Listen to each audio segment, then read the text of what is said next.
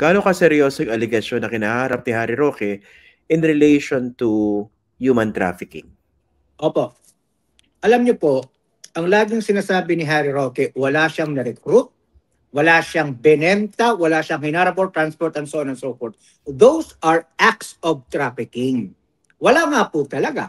Pero ang inallege namin sa kanya, yung case theory namin, at napatunayan na po natin ito na workable ito, dito kay Alice Guo, is that if you organize a business enterprise for the purposes of trafficking in persons via scamming, you are guilty as well of trafficking in persons. And we were able to prove that case theory already with regards to Alice Guo. Si Alice Guo, wala ring penenta, hinarbor, transport, and so on and so forth. Pero Alice Guo, Wang Ziyang, and the rest, they organized a business enterprise for the purposes of trafficking in persons via scamming. Yun din po ang aligasyon natin dito kay Ginoong Roque. No? Ang case theory natin is, mula sa kanyang bibig, sinabi niya na siya ay nag-abogado para doon sa Lucky South 99. At ang aming aligasyon, ang aming mga ebidensya magpapatunay na merong konkretong ebidensya magpapatunay na yung Lucky South 99 was instituted, incorporated for the purposes of trafficking in persons via scamming. So ano yun? Alam niya at the very get-go, ang aming aligasyon, alam niya at the very get-go na yung kanyang inaabogaduhan na korporasyon ay incorporated for the purposes of trafficking in persons. For that reason, we charge him. At kinatigan kami ng Department of Justice. Can he feign innocence or ignorance? Na, di ba, yan din naman yung pinapalabas siya initially doon po sa mga congressional hearing na abogado na siya ng whirlwind, hindi po ba? Pero hindi po yan ang testimonyang ibinigay ni Ginoong Altenco at saka yung testimonyang ibinigay ni Attorney Jessa Fernandez ng PAGCOR. This is on public record. They said in the Quadcom hearings, never na nagsabi si Ginoong Roque na he was there for whirlwind. Ang sabi ng dalawa, ang sabi sa kanila ni Ginoong Roque, he was there for Lucky South 99. Yung Lucky South 99 nga ang ating napapatunayan dito sa kaso nila na criminal network. No? So, he was lawyering, quote-unquote, working for a criminal enterprise. And he knew it. Alam niya yun. Sapagkat yung Lucky South 99, Christian, hindi naman yun ang unang pagkakataon na-raid yun ng gobyerno. Nung na-raid po namin noong June 4, 2024, hindi yun ang kauna-unahang pagkakataon. Nung bagong upo si DILG Secretary Ben Hor Abalos, na-raid po nila yung Lucky South 99 sa Angeles, hindi sa Porac, doon sa Friendship Highway. So may pattern. Diba? He knew all along na yung kanyang pinasukan ay isang pogo na kilala sa pagiging trafficker. At Christian, hindi lang yon ang nakita natin on record. Yung kanyang bahay doon sa Baguio, pinaupahan niya sa isang wanted na pogo financier. Wanted saan? Wanted sa China. Again, gaano kabigat yung ebidensya na yon para makonect talaga itong si Harry Roque dito sa illegal activity ng pogo? Alam natin, I'm sure he's a very good lawyer, but he should do a lot of reading in relation to jurisprudence of trafficking in persons. Ano bang ibig sabihin natin? Kapag ikaw ay nagpapaupa, kapag ikaw ay nagpaparenta ng mga facility, at yung facility mo, parentahan mo ay ginamit for the purposes of trafficking in persons, you yourself is complicit to the crime of trafficking in persons, albeit in a minor capacity. So may pattern si Ginoong Roque. He does not do due diligence. Abogado siya. He should know how to perform tinatawag natin, Christian, na know your customer function. Hindi yung tanggap ka lang ng tanggap ng pera. Alam mo nang may problema na ng mga pogo ng mga panahon na yon, pero hindi niya pinerform yung isang napakahalagang aspeto bilang officer of the court, which is to make sure na kanyang pinaparentahan ay hindi wanted or walang kaugnayan sa anumang kriminal na activity, sa Pilipinas man or doon sa China. At napatunayan natin, yung nagrerenta sa kanya ay wanted sa China.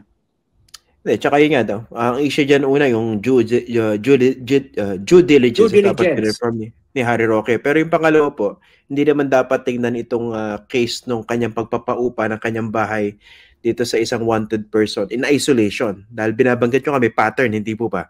Yes, Hindi sir. naman to isolated case. Pero din siya connection doon sa isa pang pogo.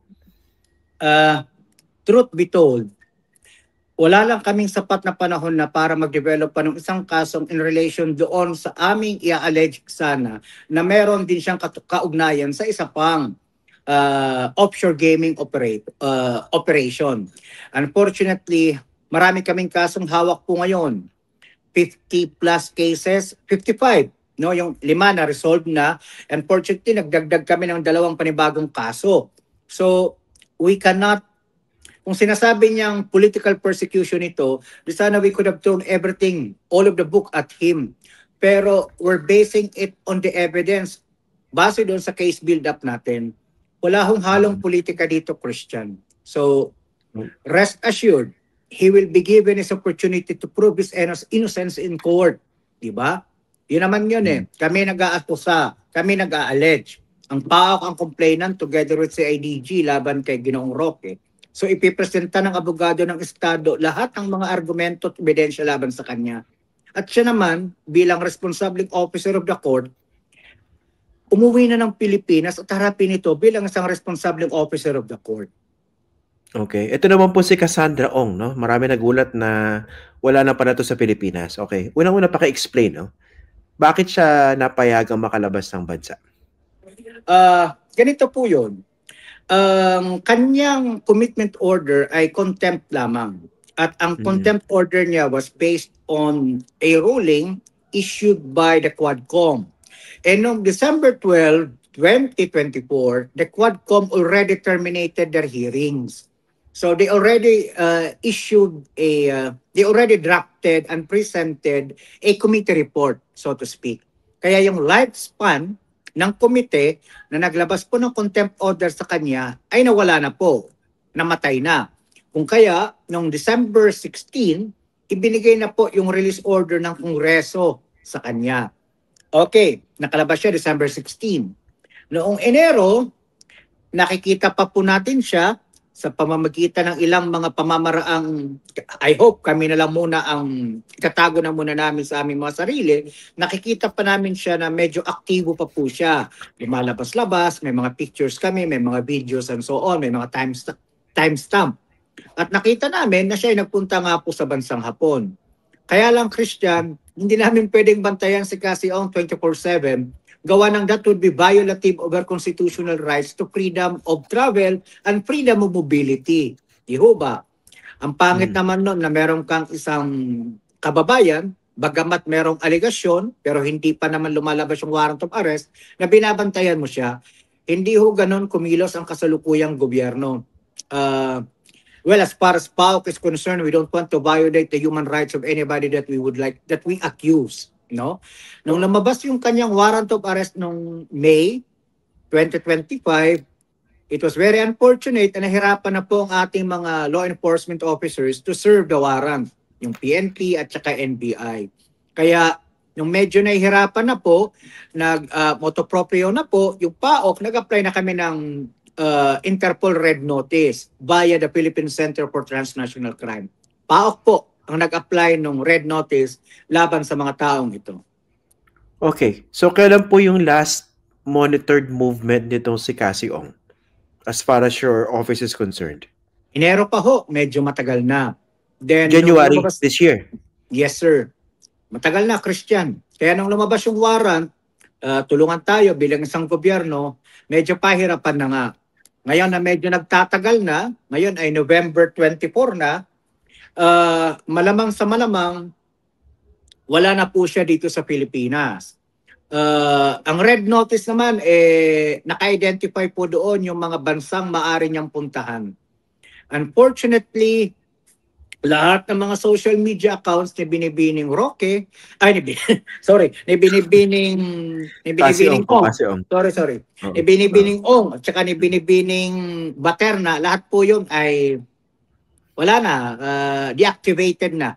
So medyo mahirapan na tayong sundan sila ngayon. So we'll have to build on human intelligence na po, yung mga leads na makukuha natin from our foreign counterparts and here in the Philippines kung nandito man siya. Okay, to. Based po sa understanding ninyo dito sa sindikatong bibilangan ni Cassie Ong, no? Kasi clearly sindikato yan, di ba? Base sa investigation ninyo. Saan siya likely magtatago? Anong mga bansa? Alam nyo ho, sa aming pananaw, magpapaikot-ikot lamang yan dito sa Southeast Asia. Hindi yung magtatagal sa Japan. Japan has one of the most effective law enforcement agencies, no? So, kung sa Japan man po siya nandoon, mabilis masiserve yung red notice. So, we believe na gawa na yung kanyang ninong, si Duan Renwu, ay isang dating pulis sa China at merong mga koneksyon doon sa Golden Triangle. She could just be anywhere in this country. Paikot-ikot lang yan. Thailand, Cambodia, Laos, Myanmar, and so on. Paikot-ikot lang po yan. Yun nga, pero ang issue dyan baka so near yet so difficult to capture because of all her connections, hindi po ba?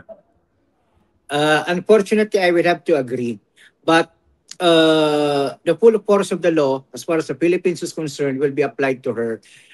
Hindi naman po nagkukulang ang gobyerno through the NBI, DOJ, and PNP and PAOK, and even the Bureau of Immigration. We're always in constant communication with our counterparts.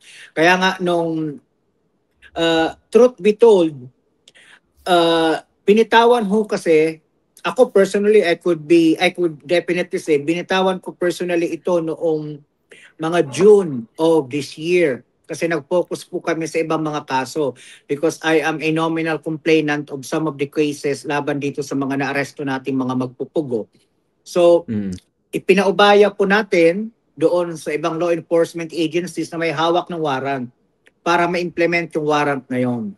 Then, the other week, nung nag-hearing na nga po yung budget deliberation ng Department of Justice attached agencies, kami din po ay nabigla na wala pa pala siya, hindi pa pala siya nahuhuli at hindi pa nasa-serve yung warrant sa kanya, no, to be honest. So, kasi hindi ho ako nominal complainant doon sa kaso ng PORAC. Ang hawak kong kaso ay yung kaso ng Cebu at yung mga kaso dito sa Pasay ng mga POGO.